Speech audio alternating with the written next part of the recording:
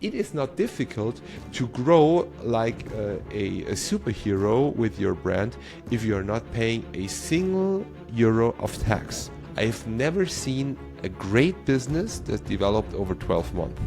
They said, yeah, it's because we have some transporters and we have individual delivery and all that stuff.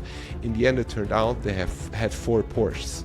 I'm always asking founders and CEOs, why are you paying that much for X? Because I want to. So it is not about all this ego stuff. All you need is a strong brand as a founder to convince A players within your team. You have to be very conservative about your numbers. Pay people good, but not too good. Don't waste your money.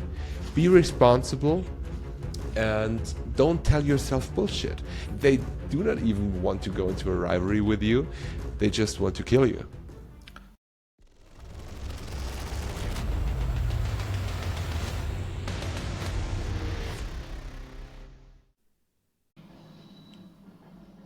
Greetings everyone, it's Viktor and you are watching or listening to Ecomm Experts podcast. And today we have a special guest. We did a short survey and it turned out that the most viewers and listeners to our podcast were from Germany. And I'm very happy to have my friend Matthias Walter Eser. I think that I pronounced it almost correctly in German. The go-to person that I have for venture capital, for e-commerce, a person who is part of so many different companies, so many different businesses that he's going to tell us about. Also part of Forbes Council in Germany. And someone that I like to speak when I need the bigger picture of the e-com world, when I don't really need how to do my Facebook ads correctly, but how to nail my product market fit and make sure that I'm going to have a sustainable business in the next 10 years. Matthias is that person. So Matthias, thank you for accepting my invitation and being part of the podcast. Thank you for the invitation at all, and thank you so much for having such a great partner in regards of today's discussion. We're going to dive into very deeply what you have already mentioned. First of all, you already mentioned my name, and the pronunciation was almost perfect. Nobody would have heard that you're non-German. And yeah, I'm open for everything. Some words about me. I'm working as an M&A consultant and external CFO for growth companies. We are very much focused on all the finance stuff. I'm located in Germany, exactly in Munich, which is in the southern of Germany on the border to Austria. And yeah, I think let's just dive into the topics you have mentioned. I'm very much looking forward to it. Perfect, Matthias. I think that we can get it started right away. Every single time on this podcast, we're having guests that are Ecomm experts. They're either founders of different e-com stores. They're either some pretty good marketers that are scaling 6, 7, 8-figure stores. We had people like Karl Weisse, Sebastian Selinski that you know very well, that you've also interviewed in your podcast. And in general, we always talk about where is all of this going forward to? So how is the e-com world expanding, evolving? And we're living in quite interesting times. And in that area, I wanted to ask you, first of all, from your perspective as someone that's looking into the financial world of the e-com industry, what are right now the biggest things that you're seeing, the biggest trends that every single 7- and 8-figure e-com brand owner should know about? I think the entire market is developing in 2 very hard directions. Either you're living and growing, or you're dying. And there's pretty much nothing in between. What we are currently doing a lot is financing for e-commerce growth companies. They need capital real quick. And there are businesses which we would have, if we would have talked about the same business 2 years ago, nobody would have asked any question about the solidity of the company.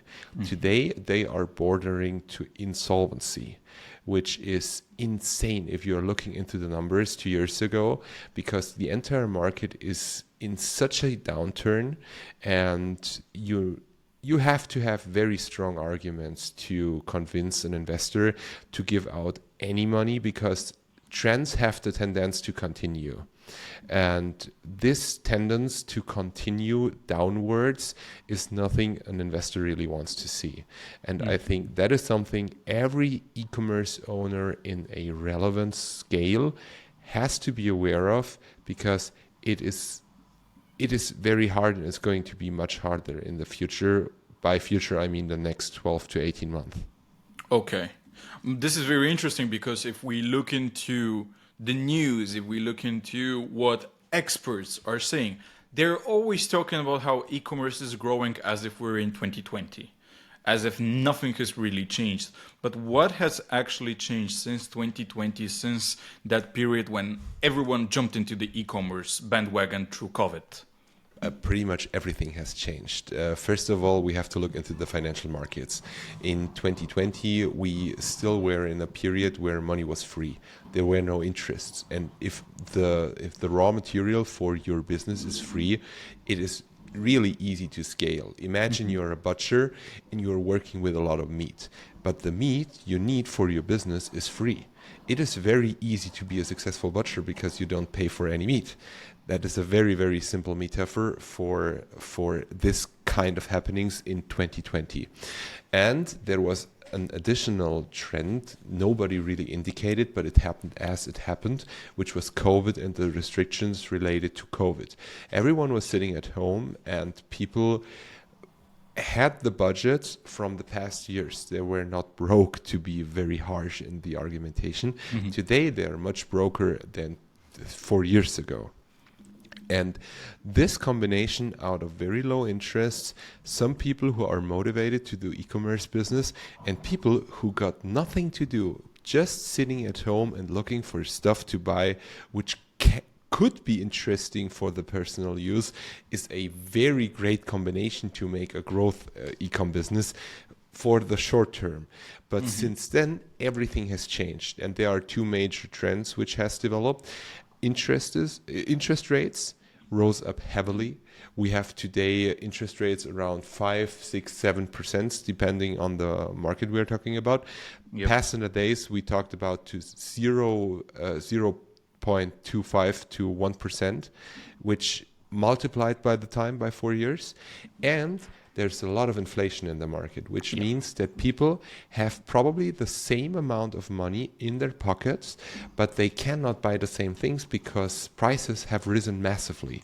So their money is more expensive based on the fact that interest rates climbed up, and the inflation reduced the buying power of the individual, which is like a gap that is opening and is. For e-commerce, it's a gap that is closing, but to speak metaphorically, it's a gap that is opening. It's a delta, and the delta demonstrates the incapability of the individual to make purchases, and the incapability of the individual to make purchases demonstrates that an e-commerce business that has products that are not really relevant for the daily use. There's a lot of stuff like massage guns and all that stuff nobody really needs. People want to have it, but they don't need it. And if you are in a economically restricted period in your life, you're not buying stuff you want, you buy stuff you need. That's quite interesting, by the way, because, and I can touch base, I will go back to every single thing that you just mentioned, but this is quite interesting. I'm hearing over and over and over again experts saying that, hey, you cannot be selling stuff that people don't really need. However, if we really think about it, people don't really buy rationally that much. That's true. People buy emotionally. Yeah. And we have so much crap at our homes and our lives that we don't really need, but it looks good and it makes us feel good. So you just mentioned that, we need stuff that's like probably problem solving. How is this balancing out? Like where is this sweet spot? I think you're totally right that people are not buying rationally, but what they are actually doing, they have to be very considerate about their limited budget. Yeah. Probably they are still buying stuff they don't need, but they don't want, but they have less budget to buy stuff they don't need. Probably make the argumentation like that because we have the inflation part, the interest part, and I forgot something, especially in Germany, because you mentioned there are a lot of German listeners, we have very, very high energy prices. Yep. There are post payments for your flat. Imagine you are paying around 600 to 800 euros a month in rent. It is possible that you get a post payment for the year 2023 in between of 4,000 to 6,000 euros just for energy, which is an entire annual rent for your home, which makes it pretty much impossible for some people to buy stuff they want, even if they want it. Even if they say, hey, I'm only eating rice and bread and water for the next 12 months because I want this stuff, I don't need, but I don't want it. They do not have the budgets. And they are dipping into a debt hole because they have to go into debt. And the debt has the additional problem with it currently that the interest is high. So they are only, if they are able, paying interest, but they are not repaying the debt itself. And that is a very, very, very, very complicated situation for a lot of businesses to deal with because people are not able to buy. They have no buying power over. This is extremely interesting. So if I can summarize this, people are still buying crap or stuff that they don't really need to, that looks flashy, nice, etc. But if they used to have the money for 3 things per month, to buy 3 things that they really like a month, maybe today they're buying 1, maximum 2. Probably, yeah. Okay, this is very interesting. If we go back, you mentioned that there are 2 types of companies right now: the ones that are growing and the ones that are dying, and there's nothing in the middle. Yeah. Who are the ones that are dying right now? The ones who have very or not very strong customer base, who were reliant on a very cheap customer acquisition prices, and those companies who had or benefited from the very cheap customer acquisition prices just made their bets on the acquisition of new customers. And the ones who are really growing are the ones that have a very strong customer base, a loyal customer base, probably real fans, to just increase the customer lifetime value, because the others don't have a real extensive customer lifetime value. They have just a delta in between of customer acquisition costs and the gross margin. Okay. Are there any industries that are particularly right now affected by all of this that you are seeing that they're dying?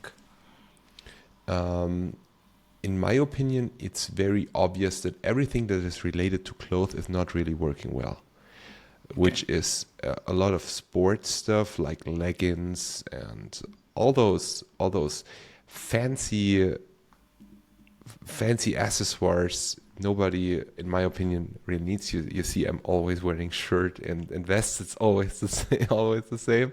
But in my opinion, all the stuff that is not really conservative and probably a little too flashy in the fashion industry is going to die, because people are more reliant on stuff they know and it works. They are not willing to spend 50, 100 to 150 euros for stuff they don't know if it fits, and I don't know how the giving back process is working. Yeah. When do I get my money?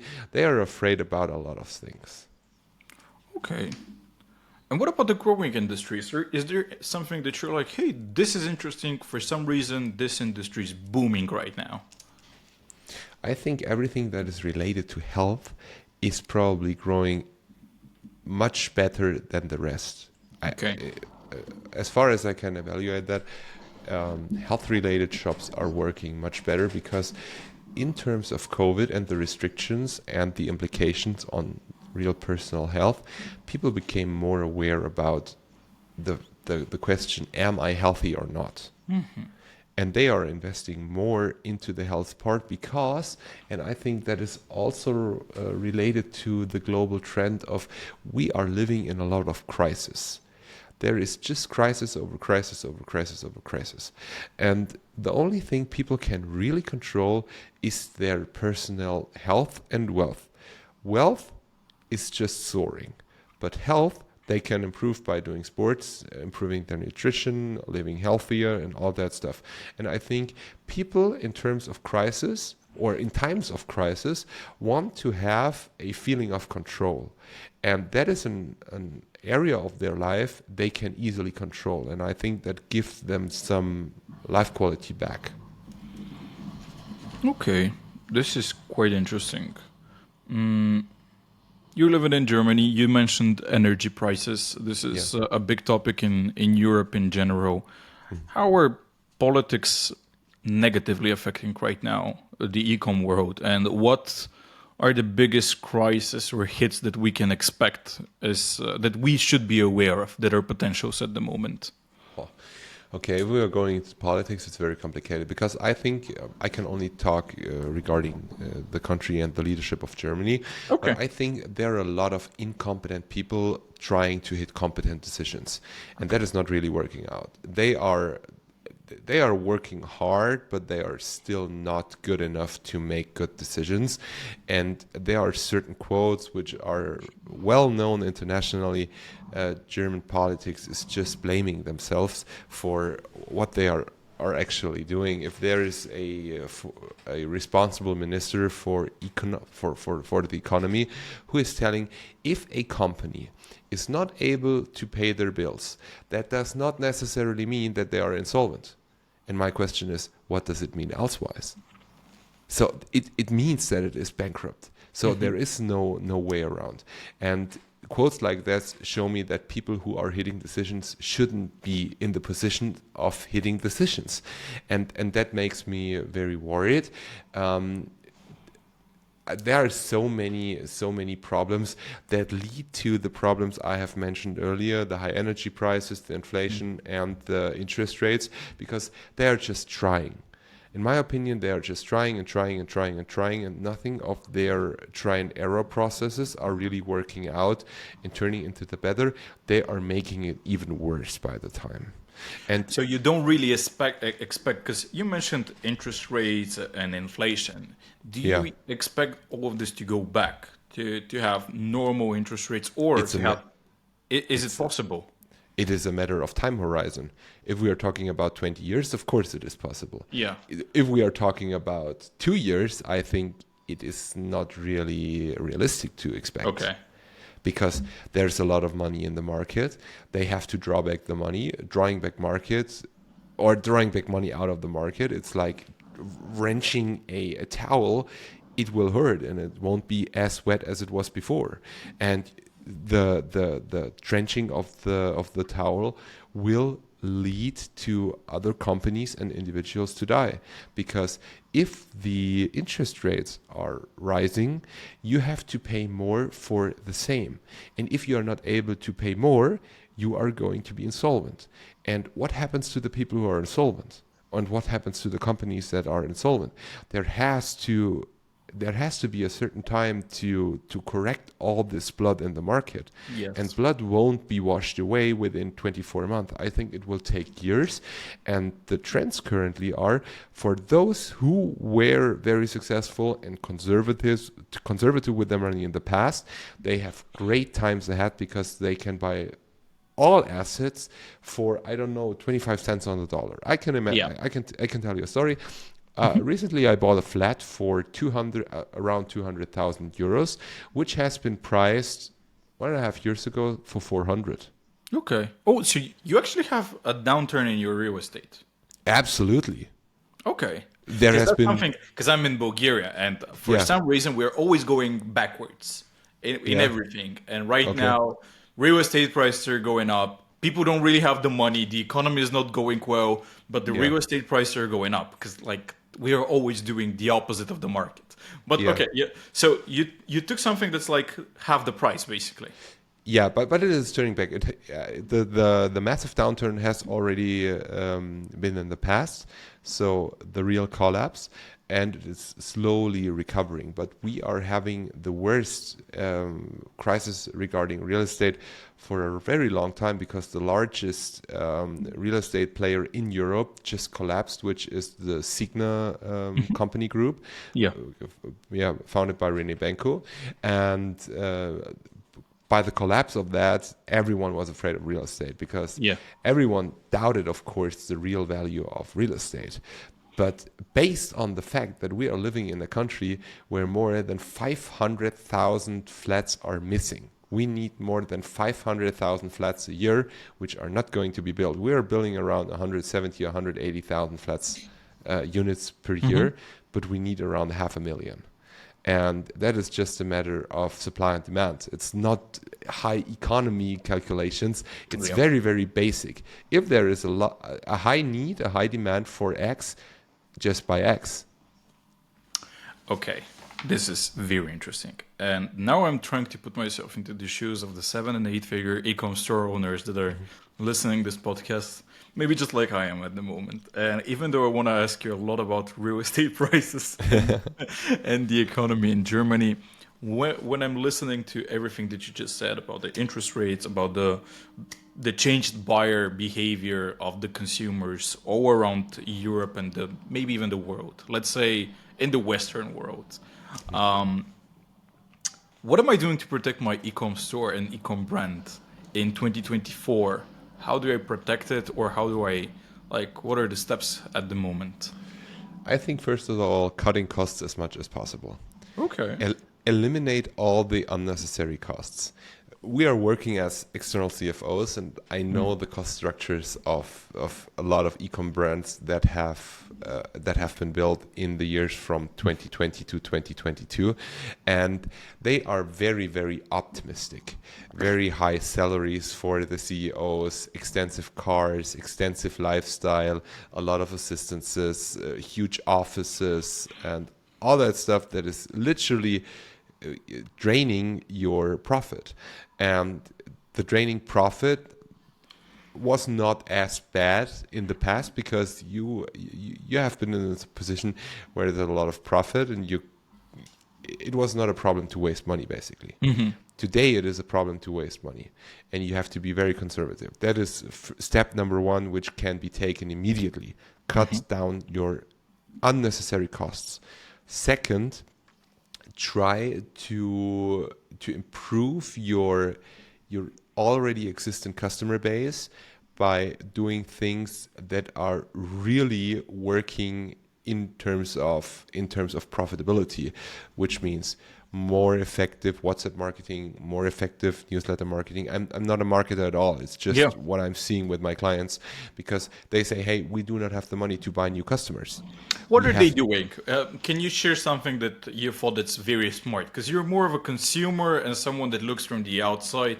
Yeah. What's something that you saw and for you was very smartly done by your clients in terms of retention? Because that's basically what it is. Absolutely. I think the most important part was doubling down on marketing channels that has not been used as much in the past. Okay. As much as I got it and noticed it, it was WhatsApp marketing. They did a lot of turnover through WhatsApp marketing, improving their email marketing a lot. I've been talking to a very well-known email marketer in Germany. He's called Maurice, and from Invisible Brands. And all I'm seeing is every big e-commerce company is working with them because they know how to gain retention. It's all about the retention. That is the major metric. Cutting costs, improving the retention, and probably finding new opportunities to gain new customers on a cheaper way. Today I've been talking to a very good friend who sold those massage pistols, Arenchen Pactus from Alec, and he made multiple 8 figures with this massage gun. I know all the numbers, but everything he told me today was, hey, all the other brands are coming to me just to ask how I really turned my influencer campaigns. And I said, really? And I said, yeah, because influencer campaigns are much cheaper today, because in the past, influencers have been booked by all the brands. Today, the budgets from the brands is much, much lower, and the influencers, of course, reduce their prices for the same marketing activity as in the past.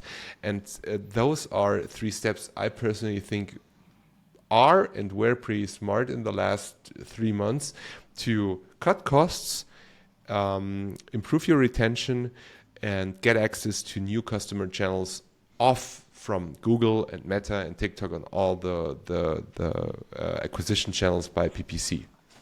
Great. And you mentioned cut costs. You mentioned lousily big, huge offices and expensive company cars that basically you don't really need. What's typically the roles inside of companies or the expenses that you're seeing that are basically bullshit that companies don't really need? First of all, they do not have transparency about their costs. If we are talking about e-commerce brands, a lot of them are generating a mid 7-figure revenue a year. Yeah. And if I'm asking about a certain cost position, they give me just shrugs. So I'm asking, how much is it really? We don't know. We have never tracked it. We have never analyzed it. We have no transparency about this cost position. And the first step is to just get transparency about all the costs. The second is ask yourself, what is the real profit center within your business? Are there people you're just paying because you like them? Yeah. Exactly. Just for nothing. Why are you paying those people? And most of the time it's family, because the founders are young. They have their sister and their husband or their wife, mother, father, everyone is working in the business. Cut them. If you really want to make your or keep your business alive, you can get back if you are on more solid levels. But currently it's just trenching your business. It's just cutting off arms and legs, and in the end there is nothing left. I think I mentioned this in some other podcast, but when you put too much family or friends inside of your business, initially it might be cheaper, it might be nicer to do the business, but if the times get tough, like it is right now for many brands, you basically have to decide the business or the family or the friends. And that's you as a financial guy, that's like cut the family. Like, I mean, in the end, you have to just ask a very simple question: who is paying for your flat, your business or your family? Yeah. But I would say that as a business owner myself, don't even get your friends and family inside of the business from the get go. Like, if your business is going to be successful because your friends and family are inside of it initially, then probably this business is not really sustainable. True. So it must be running even without them. Yeah. So, okay, quite interesting. So, how do you make that analysis? What's the way to do this analysis? Do you hire an external guy, or you have, as the CEO, you have to do something specifically? Of course, tooting my own horn, I would say look for a CFO who is analyzing your data. What we are doing, we are going through every transaction, which takes probably 4 to 6 weeks. We are analyzing every transaction. We're looking for your short-term success calculation, which is in Germany the BWA or the KER. And we are going through these numbers, we are analyzing, and then we are going to a discussion round with the responsible person, which is most of the time the CEO. And we are asking, what is this? What is this? What is this? Do we really need it? If we don't need it, we cannot hit the decision. But we can give you a very, very well-meant consultancy, which means cut it off. You don't need X, Y, Z. And I had some founders who came over and I asked, why are we having 15,000 euros a month in car costs just for cars? It was not defined. And in the first place, they said, it's because we have some transporters and we have individual delivery and all that stuff. In the end, it turned out they have had 4 Porsches. which was not the kind of transporter I was expecting in the first place. And It's not the trucks. It's not. that was not the kind of truck I was looking for. It was not even a G-Wagon. And and yeah, you have to go through this, and you have to just ask harsh questions. In the first place, it's not difficult to analyze. If there are staff costs of 55,000 euros a month, and you are doing 200,000 in revenue, either you are very bad at generating revenue, and you are great at wasting money by hiring and paying people you don't need. So what's a good ratio between your revenue and employee costs? Depends on the profitability of the business. If there is a high margin, it's of course it can be accepted higher. I would say around 10% of the revenue should be staff costs. Staff costs then. Yeah, 10%. Where max. do you put stuff like agencies, external partners, and so on? Yeah, Is it inside the staff costs? No, it's external services, because you can cut them much easier than you can cut much easier, traditional stuff, and you do not have so much additional costs. Mm-hmm. Yeah. Okay. Software is a part for itself. We are looking into every software part, which is related to sales, marketing, analysis, finances, and because if you had a very high cost position in terms of staff, and you have a very high cost position in terms of software for staff, or you are paying software per seat. There are a lot of softwares you are paying per seat. Yes. But if you have too many people, you are paying much more software costs you don't really need.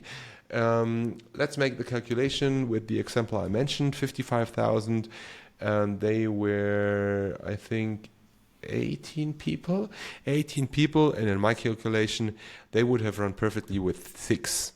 So cut off 2/3. So 12 people, every one of those people had a software seat for $99 a month. Yeah. 12 I understand times $99 that, or $1,200 a year, or $1,320 a year. And that is all money that you are losing, because you are not looking at you're just looking at the top line. You're just looking at the revenue. But in e-commerce, revenue is just a nice but not really relevant number. Mm-hmm. Quite interesting. Yeah, go ahead. Sorry. No, that was everything I wanted to say. It was just I was gonna ask you, because like all of this is great, and I feel like if the people that right now are listening to us have those e-com stores, they're right now looking for a CFO immediately. Where do they find this, and how do they find a good CFO that is not going to mess up their finance? There are two different ways of pulling in a CFO. Either you want to have an internal CFO.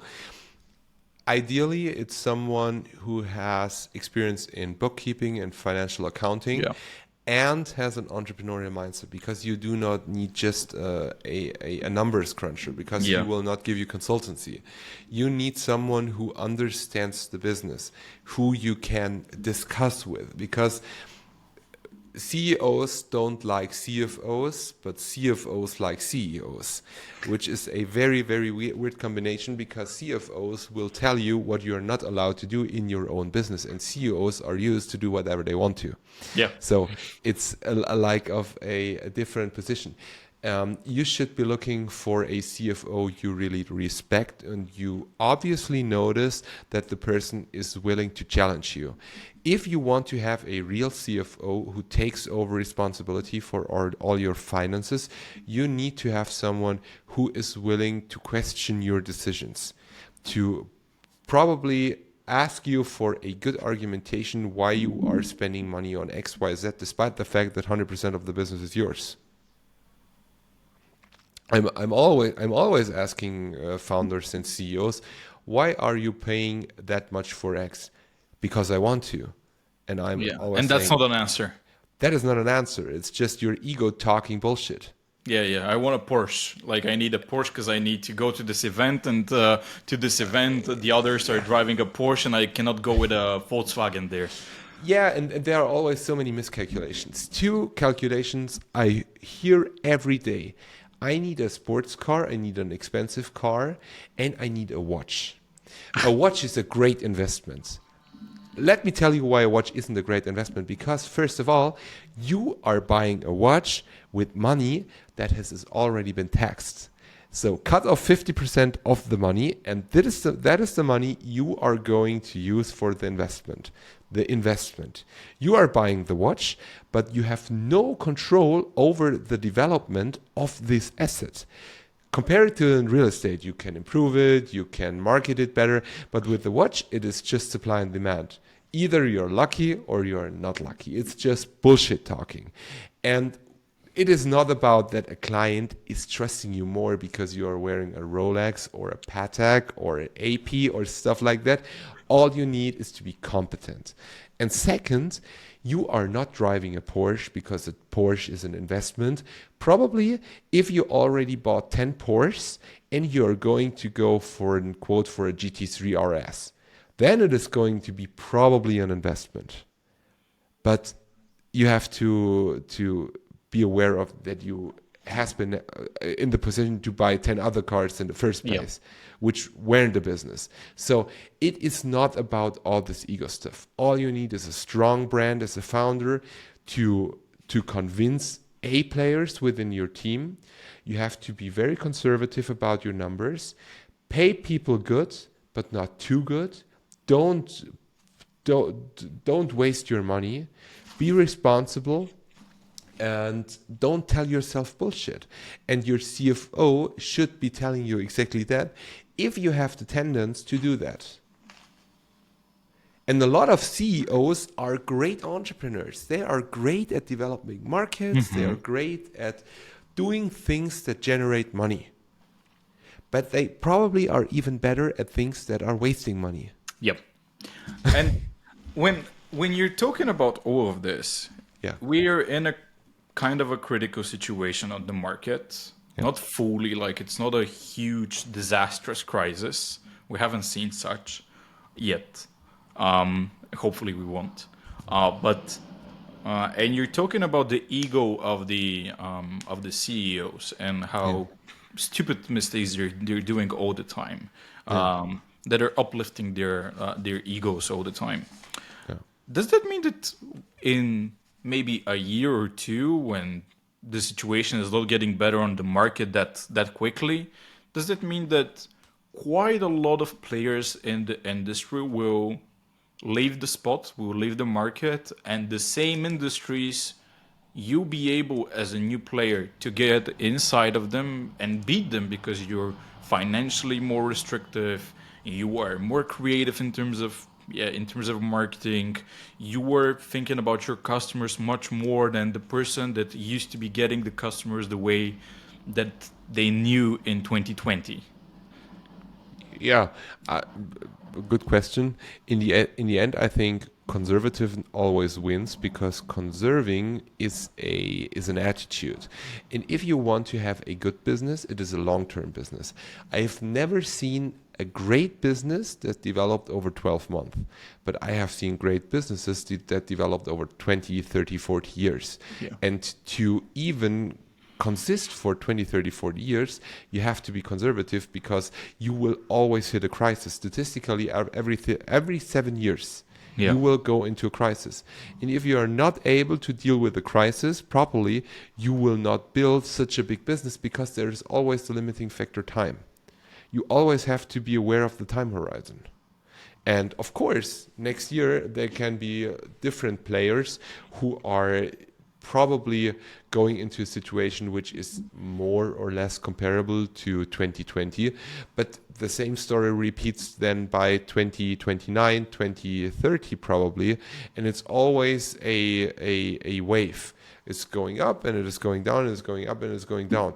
But you don't want to jump from 0 to 1, from 1 to 0, from 0 to 1 to 1 to 0. What you actually want to do, taking step that takes you from 1 to 2, from 2 to from 0 to 1, from 1 to 2 to 3 to 4 to 5 to 6, and that is building a consistent and reliant business. And I'm talking about e-com brands that are very well known internationally. look for all the stuff that is in the sports marketplace. And in the beginning of today's interview, I mentioned that all the sports fashion stuff is in a downturn. Yeah. But there is one brand that is internationally well known, which is Women's Best. Women's Best by Lucas and David Kurtzman. They are also from Innsbruck, the same city Rene Benko from Signa is from, and I studied in Innsbruck. And Lucas and David, I know them from the years 2015, 2016, and they have been running around with their little boxes of Women's Best supplement powder, protein powder. And they came in person to the gym I was training in, and they just sold their boxes to the owner of the gym. Today they are making, I don't know, 400 million in revenue 10 years later, but it took 10 years. Yeah. They didn't do it in 12 months or 24 months. No. In 12 months, they were working on the forestry as far as I can remember. And they did it as conservative as they could have been to just build a base. What is different though? Because we see the flashy ones that are building quickly. What steps are you taking when you're building something conservatively? And what are the aspects that you're working on when you're building conservatively compared to the typical right now e-com way with like lots of ads booming right now, getting to 7 figures in whatever months, and then probably crashing after you hit 5 million or 10 million? It's not about the 5 or 10 million. The problem is somewhere else. It's always this the 3-year border. You know what the problem is? It is tax. I have so many people who are not paying tax within the first, second, and third year, and there is a huge post-tax payment. And then those brands are not even able to consist because they have lawsuits over lawsuits over lawsuits over lawsuits. And I have those brands within my own circle, and we are restructuring all those brands because I know they are good in terms of marketing and product sourcing and branding and all that stuff, but they need someone who takes care of their taxes and finances because they are not able to do it. It is not difficult to grow like a superhero with your brand if you are not paying a single euro of tax. And there are more of them, as you can imagine. Then would you consider, if you're in Germany, would you consider starting the business outside of Germany where the taxes are going to be even lower? That is the first step, the step of tax avoidance. If you're living in Germany and registering your company outside, but you are still the beneficial owner and the person who has the decision, it's tax avoidance and you can go to jail. You jail immediately because of that. Yeah. Well, because I'm living in Bulgaria. And we're only having like 10% flat tax. That's it. But so also revenue tax. Do you have the revenue tax? No, it's just 10% out of the pure profit every single year. That's it. Is there no tax part on a daily payment you do at the bakery and? You have 20%. But if I'm selling in the US, then I'm not paying that. Okay, but there are a lot of brands who are not even giving back the 20%, but because they are not registering. Yeah, and that is the problem. They are taking the 20%. That's why I couldn't understand this, because every single month, when I'm doing this in Bulgaria, every single month I'm paying taxes to my country. Yeah, usually you do that if you did the registry right. Yeah, but if you already messed up the registration. Of course, I had a call for 3 weeks ago. Someone called me. Her name was Laura. And Laura was telling me, actually, I got 2 million cash in the bank. And I don't know, it sounded just weird. And I was just asking how much revenue tax he's paying. And she said, I'm not even registered. Wow. And the first contact I gave her was a lawyer. I said, I will not touch anything in here. Wow. And that is a real issue. And there are so many people who are just, not because they are evil. No, they're just not educated. Exactly. That's crazy. Like, I couldn't imagine. Like, 'cause typically, like our countries, Eastern Europe, they're typically considered as, hey, they're hiding stuff and like that we're like the bad guys always in every single story in Europe. No. And now, and we always see you as the ones that are always on time, just like you were for the podcast. They're always on time, always very strict, always very conservative, always very truthful. And then you're like, 2 million and there's nothing paid as taxes. Victor, I can tell you, there is one country within the EU, the European Union, which is destined for money laundering, and that is Germany. There is not one country where money laundering is easier within the European Union than in Germany. I am going to take this part and I'm going to translate it in Bulgarian and show it Do to it. every single Do it. person, because Yeah, do every it. single time we show you just as the example for there's nothing wrong. Every law works fine and like almost like AI. No, there are more laws that you already know that they are existent because you cannot keep up with the laws. Oh my God. Okay, getting Yeah. back to the industry and where we're at. Yeah, I just Yeah. want to give you Yeah. a serious answer to your question, because Yeah. why are so many brands crashing after 3 to 4 years? Yeah. I think that it's a multiple, or there are many Yeah. factors that are leading to this downfall of the brand. It's Mm-hmm. the ego of the owner, the lack of discipline, suboptimal structures, different market conditions than they have been in the past when the person started, because it's always up and a down. And I think just a lack of entrepreneurial experience, because as we all know who are listening, entrepreneurship is much more than what is written in some textbooks. There are so many factors that are helping or destroying your business, and there is not one single source of truth. I think it's much more complicated. In every case that is in a downturn, There is no has- Bible.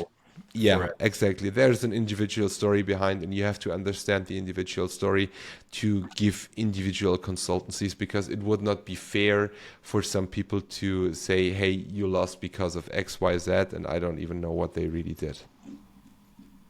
Interesting.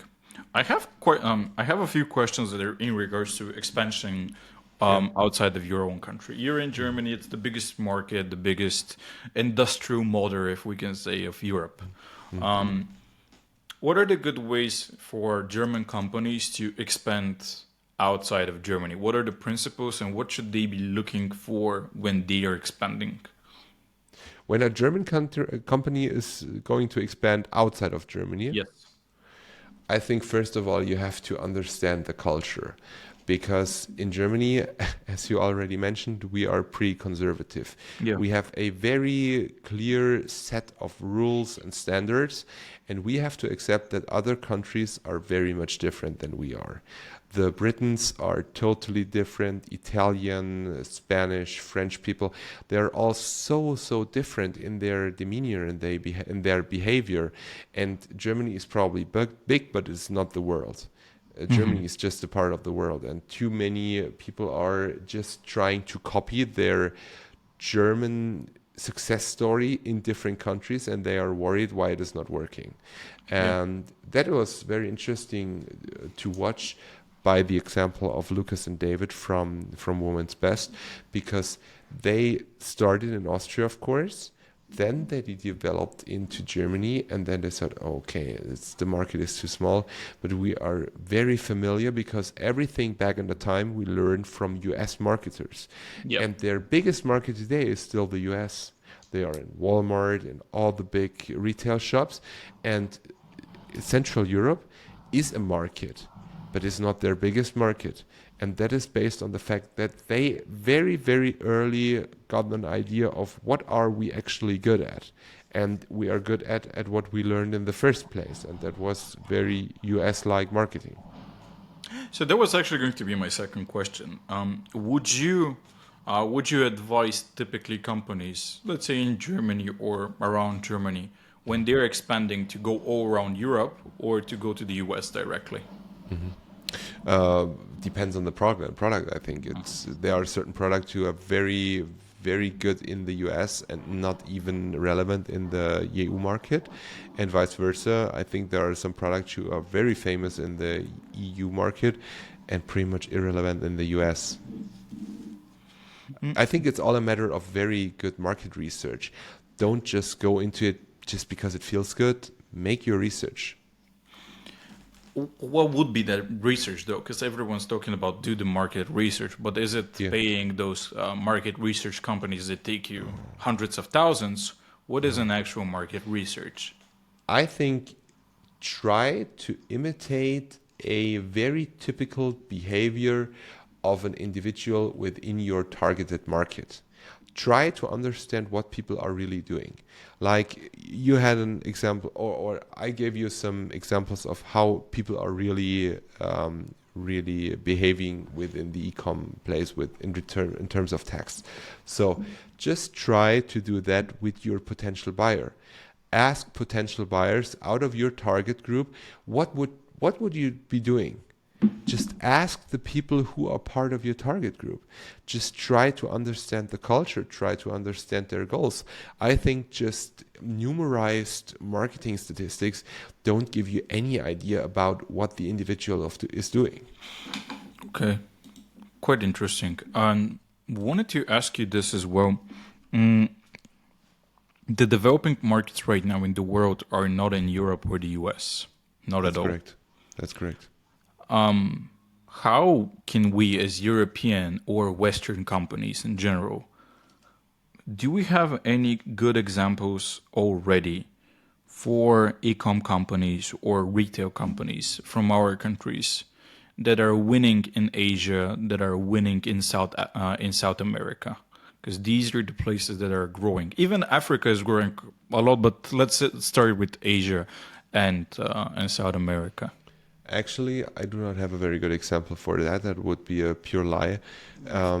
What I noticed is very competent founders who straight went out of their local market and went into the market over there, but not as a matter of expansion.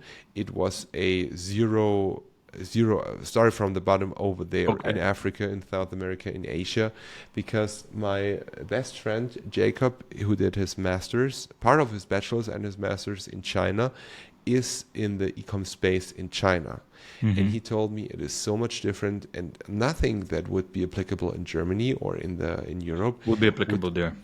Nothing at all, because the platforms are different, the culture is different, the consumer behavior is so much different. You have to really start from the bottom, and it doesn't matter to make a copy, because the everything over there is so much different that he argued like it would not be even relevant to make a copy of it, because the copy would be totally irrelevant over there. Just be smart enough to make an individual product, an individual offer for the market you're going to go. That's quite interesting. I sometimes feel like we're living in different planets with those places. Absolutely. Absolutely, especially in China. I don't really understand the Chinese market. The Chinese market is around or turning into 1.7 billion people. Yeah. 1.7 billion people in one country. That is so massive, you don't even need with one culture. With one culture, with one language, it's pretty easy to turn into a billionaire over there, because there are billions of people. You're living in Bulgaria. I don't know how. 6 million. We're just a city of a normal country. Yeah, okay. You're like Austria. Austria is I guess 8 to 9 million. Germany is around 80 60 million. Oh, 80? Not okay. 80, 83, 80. 84. Okay. Yeah. Okay. But that is nothing compared to China. Yeah. And if you are in the Chinese market, you have no real necessity to expand, if you're a D2C brand, into another country. Because you get 1.6 or 1.7 potential customers. Yeah. Quite interesting. And we're seeing that like Africa and South America are growing so much because your populations are growing. Our populations are dying at the moment. So same here. So we're seeing all of this. So would you give such advice? Do you give such advice to your customers sometimes? Hey, let's start thinking and go abroad. Let's go to a new continent. Is this even an option, or it's like a really big risk as a conservative person that you are? You already gave yourself the answer. Actually, I'm not giving that advice at all because there is so much data that is missing for me. What I am actually doing, I'm not the business consultant who is telling you what you should do to expand your business. What I am doing, I'm analyzing, I'm trying to make an interpretation of what's already existent, and I'm trying to make an anticipation based on historical data. But I'm not the creative part who is turning into the second CEO of the business, because that is CEO business. Yeah. The CEO has to make the decision where the next relevant market is. What I'm going to answer is, are we able to finance that? Mm-hmm. And if we are not able, I will not give any advice because there will be a mixture of different positions, and I do not want to be responsible for such a move. I want to be focused on what I'm good at, and I don't want to be a novice and not serious on what I'm not good at. I'm really thinking about it more about philosophically. If we say that Europeans, we're not that many, our markets are very limited, and we need to grow. And if we don't grow, then the others will, at a certain point, start to take our parts. As we see, Chinese companies are taking away European markets. We see those giants that are moving into Europe, and they're crushing us because they can allow themselves to be losing money because they either have a huge 1.6 billion people paying them in China, or they have the government behind them. Isn't it going to be really smart right now for European companies to do the opposite and be like, okay, we've conquered our markets, let's not destroy ourselves and battle between each other, but try to give a really good rivalry to the local bosses in South America and Africa and Asia, and beat them at their own game. Absolutely, that is a philosophical question, but I think there are certain factors within those markets that are very difficult to control for people who are not really used to the culture and the social system over there. Because if you are talking about South America, especially like China, they have structures which are non-official. It's like Italy. There are a lot of non-official structures you will never be part of if you are not It's basically the mafia, if we can say it the right way. Yeah, but it's the same here in Bavaria. So I got a lot of friends who moved here and they tried to make X, Y, Z, but they didn't get real grip in here to start anything because they didn't get the trust. And then I went over with them. I talked in dialect and all the stuff that pushed some trust. And from now on, it worked. And I think it's not very different in the other countries because those countries have something to prove.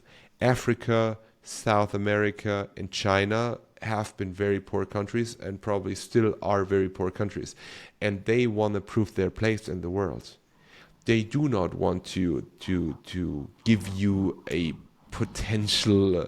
They do not even want to go into a rivalry with you. They just want to kill you.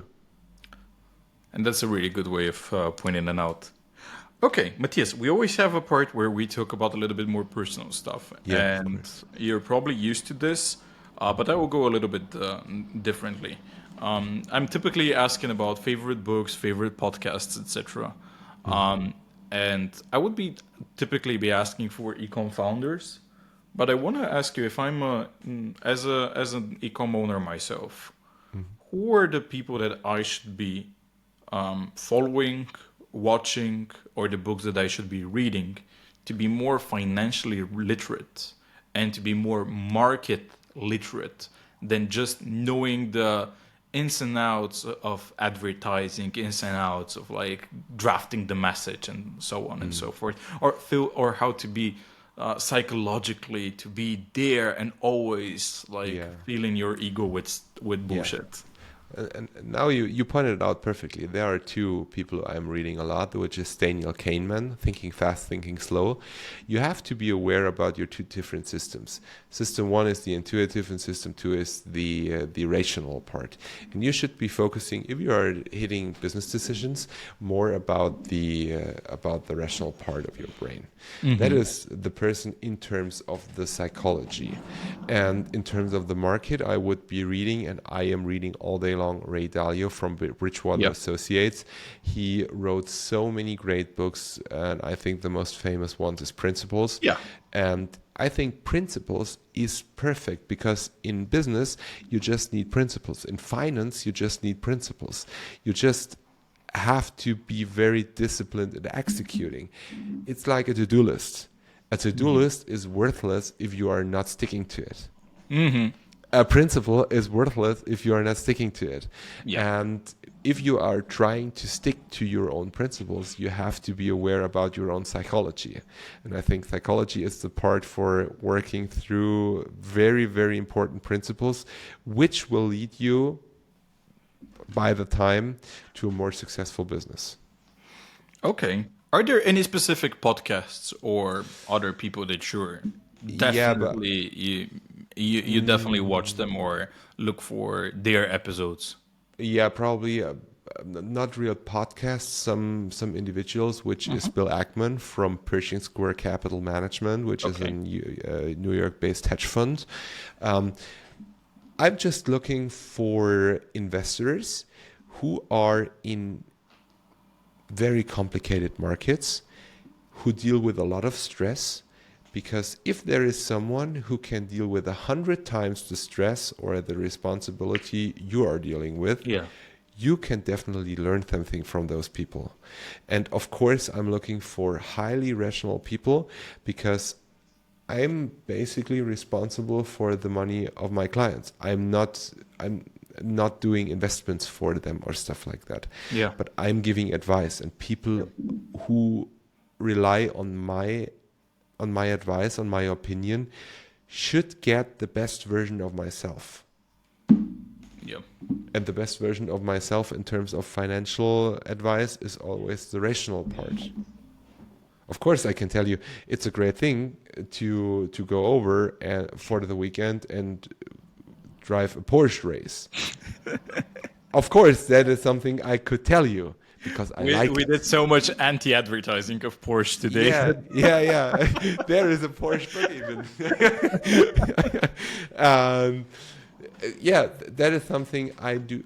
I'm very, very focused on my own psychology. Why am I saying, telling, and acting what I am saying, acting, and doing, and how quantitative are my decisions? I'm trying to quantify everything. My fiance is always laughing, because I'm always saying, hey, it is not a matter of... This is something, a very important principle in my life. It's not about the upside potential. It's about the downside risk. And how am I able to hedge the downside risk? And that was basically the sentence I told my fiance when I asked her to marry me. I asked her, Anna, you have to be aware of, I'm not the greatest guy on earth, but what is the worst situation you are falling when I am at my lowest? And same with you. What is the worst situation I could get in with you? And if the worst situation is still okay, that is a good decision.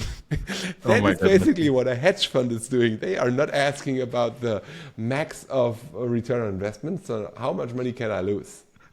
I can just tell you that your wife really loves you. Your fiance really loves you.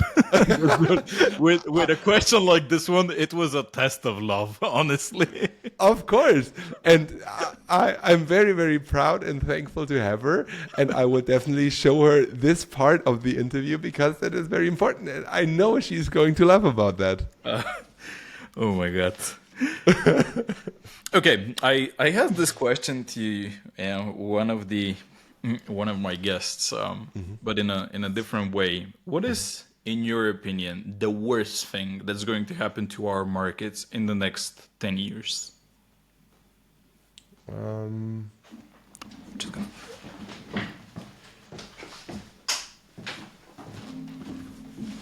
Personally, I think the continuing of what is happening in the last 12 months. A very misleading financial politic, not a straight line within the European politics. It's always left, right, upside down. Nobody really knows what is going on. There is no plan behind it, because in business, you always say you do not have to have the perfect plan, but you have to have a plan and stick to this plan. And in politics, I think it's the same. If you got a plan and you are sticking to it for 3 to 4 months and switching over and switching over and switching over, you will never be successful with this plan, because there is no plan behind. And currently it feels like politics is trying to push a certain agenda about that they are having a plan, but in my opinion, they don't. They have no idea what's clueless. Going on. Yeah. They are clueless, and they don't even know what is happening next week or tomorrow or in an hour.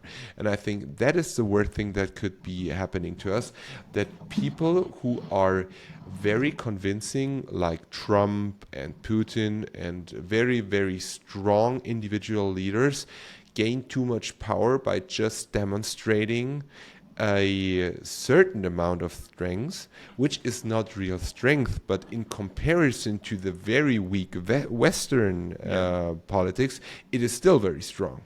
Yeah. And people are looking out for someone who is showing them the way. Most people like to be led. Yeah, that's true. That's always been like that. And absolutely. And I think that is the worst thing. It's not going to change in 5 or 10 years. It's probably not going to even change in 200 It's psychology. years. Yeah. It's fundamental psychology in times of crisis. And I think it's just the continuing of what is going on, the cluelessness that is part of today's society, politics, and business, of course, because business is basically on a larger scale just a result of politics. And if you are looking into the car industry, they have been talking about electric cars for years. Yep. Right now, there is, first of all, they cut the bonuses for electronic cars in Germany. Yep. Then they brought it back, and it's always a up and down and up and down. Then they are trying to forbid fuel or gas cars. Yeah. They are turning them back right now, because actually they became aware that it's not possible because there is not enough electric energy. And I think that is the worst thing that can be happening, because all we talked about in today's interview is basically, out of my very conservative perspective, building a fundament. And a fundament is always the basis for every big tower. But a fundament needs to be built very slowly and with a lot of thought within it. Mm-hmm. If there is no fundament, no basis for everything you're trying to build, this something you are trying to build is just downfalling by the time. Amazing. It's like a castle on sand. I feel like a lot of the things that are built in Europe, or the ideas in Europe, because of the lack of visionary, because of the lack of leadership, normal leadership, is basically just building on sand and just doing PR actions just to boost your rating for the next 3 to 6 months maximum. They are just trying to stay in their places, because I don't know, I think it's always the same in the entire world, but in Germany, if you are in the Bundestag, which is the parliament basically, you get a lot of money. You get 15 to 20,000 euros a month for just trying to make decisions. And there are a lot of people in this parliament. So, of course, it's a very egocentric, and they know that there is no individual that is able to turn this ship around. Yeah. So what is the best in the psychology of negotiating? You would be using the acronym BATNA, the best alternative to negotiate. And what is their best alternative to negotiate? It just save their own asses. It's true. It is true. I think it's simple. Yes, it is. And my last question. Of course. How is Ecomm looking in 10 years compared to today? Oh, I don't know. I have no I know idea. that you don't know. give like your most creatively conservative answer that you can give. Personally, I think that the entire D2C place is turning around because we are hitting decisions for or against a purchase very much differently. If I look into the technology sector and there is a fridge that is telling me what I actually need, I think this trend will continue with clothes, with everything you are basically consuming. And I think the big question about the e-commerce place, which is basically focused on the individual customer, the consumer, you have to be aware how people are hitting decisions and if they are really hitting decisions or if they are machines that are going to hit the decisions, and how you are able to influence the psychology of the people to indirectly influence the algorithms of the machines that are in the last step hitting the decision for or against the purchase. Okay, this is a very smart way of putting it.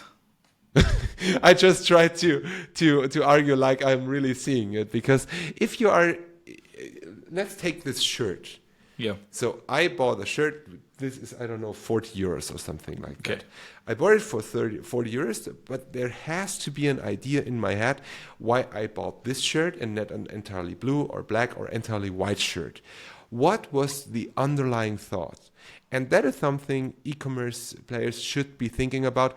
What is the underlying principles? Why are people hitting decisions for or against something? Yeah. And if there is a certain pattern within it, the Go for it. algorithm will Yeah. get the pattern, and the Yeah. pattern is going to continue, and that is going to increase your revenue. Yeah. Okay. Okay. This was a way different answer than I thought, but pretty nice one. Okay, Matthias, is there anything as your last advice that you would tell right now every single 7 and 8 figure e-com store owner that is watching and listening to us right now? Of course, don't be wasting money, and don't expect just because you are 7 figures you can't get back to 6 figures and you are 8 figures. Never ever think that you cannot go back to 7 figures. There is always a way back. First of all, you should be worrying about conserving what we already have, because we are in a crisis. Rule number 1, never lose money. Rule number 2 is never forget rule number 1. That is just by Warren Buffett, it's not by me. It sounds really good from you as well. Well, Thank you. I think that you will be a great financial minister one day. So, looking forward to seeing you in the Bundestag or in the in the Bundestag, giving a speech as a financial minister as well. But jokes aside, Matthias, it was such a big pleasure to listen to your thoughts, to discuss all of these topics. I think that it was an amazing episode for every single one. I want to send this episode to almost every single one of my clients, so that they can watch this as well. And yes, I am reserving my spot to have a second one, because I had so many more questions that I was writing and typing while you were speaking. So yes, thank you very much. Where can people follow you and get in contact with you if they need your help? I think the most relevant platform is LinkedIn. I'm very active on LinkedIn, and I'm publishing 2 YouTube videos a week to different financial topics. They are German, but probably based on the fact that your listeners are to a certain extent German, they will be benefiting of that. I think that's the most relevant part. I'm not too active on other social media accounts because I like the professional theme of LinkedIn and the high quality of YouTube. I could just say to the English-speaking people that even with Translate, Matthias's posts are pretty good. So I think that you can go with them as well. As a person who studied German and didn't learn a word in it, I can tell you this. Okay, everyone, follow Matthias, and subscribe to our podcast. Stay tuned for other episodes with other Ecomm experts, and thank you for watching. Thank you very much, Viktor.